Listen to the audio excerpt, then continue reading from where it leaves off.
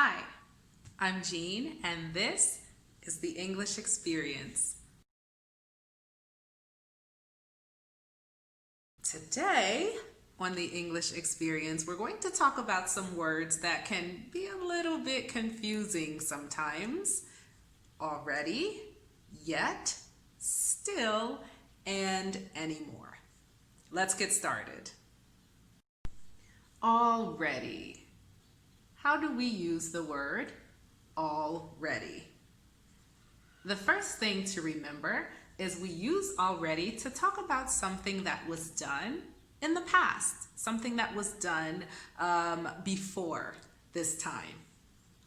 And it's most often used in affirmative sentences. So, for example, we might say, I have already cleaned the kitchen. But we wouldn't say, I haven't already cleaned the kitchen. It just doesn't sound good. So again, we use it to talk about things that have been completed or done in the past, but with affirmative sentences. And when we're using already, it should be positioned somewhere within the middle of the sentence, not at the beginning and not at the end. So, have you cleaned the kitchen? Yes, I've already cleaned the kitchen. Let's talk about yet. How do we use yet? We use yet to talk about something that hasn't happened up until this point, but it's something that is expected or that will probably happen. We expect this thing to happen. And yet, we use in negative sentences. So, have you cleaned the kitchen? Sorry, I haven't done it yet. And generally when we use yet, it belongs at the end of the sentence. There are, first of all, never at the beginning. We never put yet at the beginning of a sentence. There are some exceptions in the middle of a sentence. For example, if you use yet as a conjunction, then we might use it similar to the way that we use but to introduce a contrasting idea. For example, she isn't very smart, yet she gets good grades. So sometimes you will see it that way when used as a conjunction, but generally, when we are referring to time, we stick that at the end. Yet goes on the end. Still. How do we use the word still? Well, let's talk about it. We use still to talk about a situation that started the past and is continuing into the present without change. And still, we use either in affirmative or negative sentences. So still, we can use it both ways. For example, have you cleaned the kitchen yet? No, I'm still working on it. I'm still cleaning it. Anymore. How do we use anymore? Well, we use it to talk about a past situation that it doesn't continue at present. Okay, that past situation, it has changed. It means that this thing is no longer happening. And this is used in negative sentences, similar to yet. We use yet and anymore in negative sentences. And similar to yet, anymore is also placed at the end of the sentence. So we would never put it at the beginning or in the middle. For example, have you cleaned the kitchen? I don't care about that anymore. That's not my job anymore. My little brother is home. It's his job now. It's not my job anymore. Let's do a couple of exercises. Take this sentence here. I haven't eaten lunch. So first, let's take a look at this sentence. Haven't eaten. So this is a negative sentence, right? So there's one word that we can get rid of. So we can get rid of the word already because we use that in affirmatives, right? So that brings our options down to 3. Yet, still, and anymore. Let's take the word still. How do we use still? Well, we know it's something that started in the past and continues to the present without change, so maybe, but where does still belong in a sentence? Can we put still at the end? No. Still belongs in the middle of the sentence. So that's out. We can't use still. That brings us down to 2 options. Yet and anymore. How do we use anymore? Well, we use anymore to talk about something that no longer happens or it's finished. It was done in the past and it no longer carries to the present.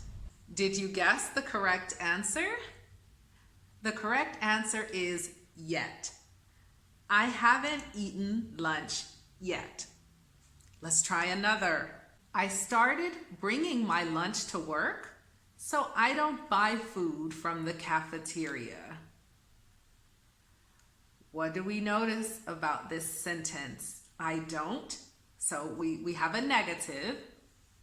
So then what are our options? Well, we have anymore and yet and possibly still because it can be used in positive or negatives, but it's placed at the end of the sentence. So we can't use still. Still should be in the middle. So again, here we are. Same options. Yet and anymore. What do you think it is? Anymore. Yeah, I bring my lunch to work, so I don't buy it from the cafeteria anymore. Good. Let's try another. How about this? I've been working on this report for 2 weeks and I haven't finished it. So, this is a negative, right? So we have 3 options there. But look at the positioning because yet and anymore, they belong at the end, right? But we're not quite there. So what do you think? Still. Fantastic. I have been working on this report for 2 weeks and I still haven't finished it. You're getting better. Let's try another. I have made the cake for the party. What do you think about that? So it is affirmative. I have done this. What are our options? Okay, already. Good. I've already made the cake because of course, as we know, already is the only one that we always use with affirmatives. Still can be used in either or, but that would imply that we started making the cake, but it wasn't finished. She hasn't taken the exam. She is studying for it. So we need 2. Which ones do you think we should use? So she hasn't taken it. That's a negative. And then we need a word that can be placed at the end of the sentence, right? And she is studying for it. So we need a word that expresses something that started in the past and has continued without change to the present. I'll give you a few moments to think about it.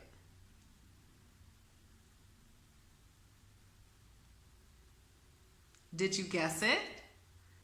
She hasn't taken the exam yet. She is still studying for it.